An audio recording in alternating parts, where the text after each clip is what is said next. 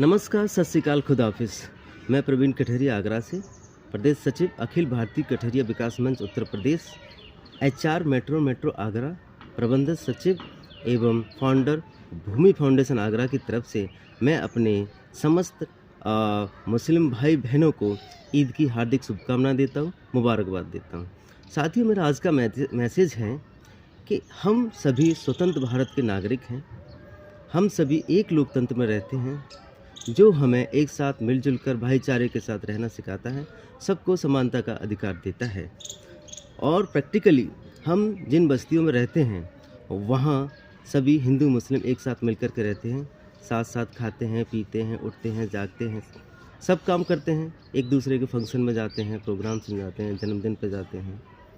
और जहाँ फैक्ट्रियों में, उद्योगों में, कंपनियों में जहाँ हम साथ साथ काम करते हैं, अच्छे से उठते बैठते हैं, खाते पीते हैं, सब करते हैं। पर न जाने क्यों मुस्लिम बस्ती में जाने से हिंदुओं को डर लगता है और वहाँ अपना मकान लेने से डर लगता है। न जाने क्यों मुस्लिमों को हिंदुओं की बस्तियों में रहने से, मकान लेने से डर लगता है। न जाने क्यों मुस्लिम ये कहते हैं कि हमें देश में खतरा है, हमें डर लग रहा है। न जाने क्यों हिंदू ऐसा सोचते हैं, जबकि इस देश की आज़ादी में सभी का बराबर का योगदान था। सभी ने मिल कर के देश को आज़ाद कराया था, चाहे वो हिंदू हो, मुस्लिम हो, सिख हो, ईसाई हो, सभी ने देश की आज़ादी के लिए बराबर योगदान दिया था। और न जाने क्यों फिर ये डर किसने हमारे अंदर पैदा किया, कौन हमें बांट के रखना चाहता है और किसने हमें बांटा था और क्यों बांटा और क्यों बांट के रखना चाहता है। साथियों, एक बात सोचने की है, हमें सलमान खान से डर क्यों नहीं लगता है। जब वो कहीं जाता है तो उसे मिलने के लिए लाखों की भीड़ लग जाती है। हमें अज़हरुद्दीन से डर क्यों नहीं लगता है, हमें अब्दुल कलाम से डर क्यों नहीं लगता है, और हमें किसी और से डर क्यों नहीं लगता है, या मुस्लिम भाइयों को अमिताभ बच्चन से डर क्यों नहीं लगता है, सनी देओल से डर क्यों नहीं लगता है, धर्मेंद्र से डर क्यों नहीं लगता है, और बड़े बड़े जो लोग हुए उनसे डर क्यों नहीं लगता है। लेकिन हमें एक आम आदमी से डर क्यों लगता है, हमें आम बस्तियों में जाने से डर क्यों लगता है। इसका मतलब यह है कि वो लोग शिक्षित हैं, सक्षम हैं और पढ़े लिखे हैं और उनके अंदर ज्ञान विवेक है, सभी को समानता की दृष्टि से देखते हैं, चाहे वो हिंदू हो या मुस्लिम हो। लेकिन हम लोग आपस में ऐसी हरकतें क्यों करते हैं कि हम एक दूसरे से डरना पड़े। साथियों, हमें उन लोगों से सावधान रहना है जो हमें हिंदू मुस्लिम के नाम से बांट के रखना चाहते हैं, जो लोग हिंदुओं को बरगलाते रहते हैं या जो लोग मुस्लिमों को बरगलाते रहते हैं।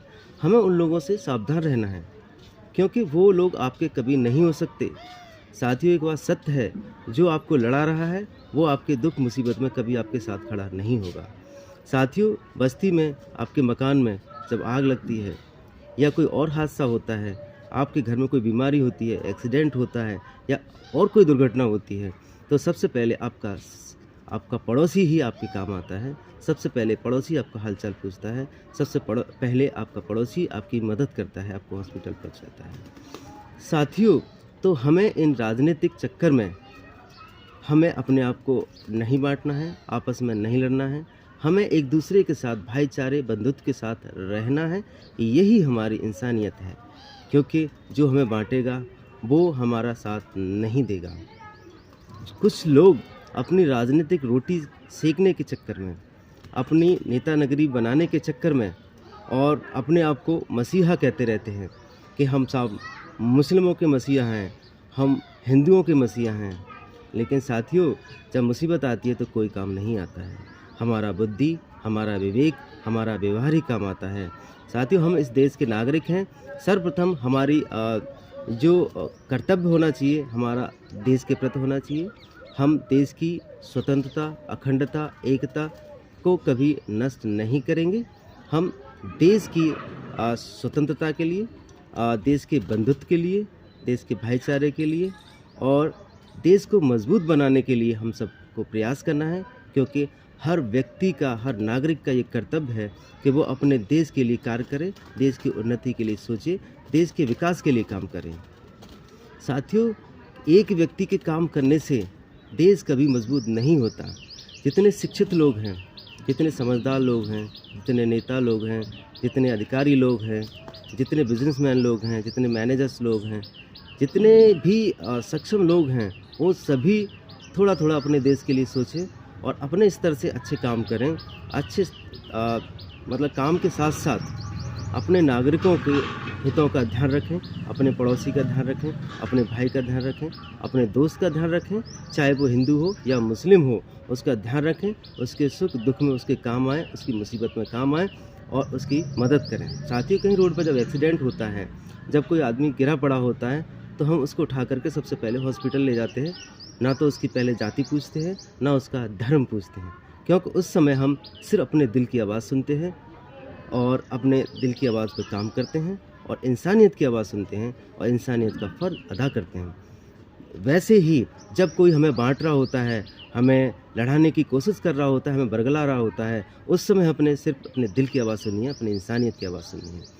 कुछ लोगों का कर्तव्य यही है कि जो अशिक्षित लोग हैं, कम पढ़े लिखे लोग हैं, उनको बरगलाना, उनके अंदर आतंकी गतिविधियाँ बनना और देश के खिलाफ उनको खड़ा करना।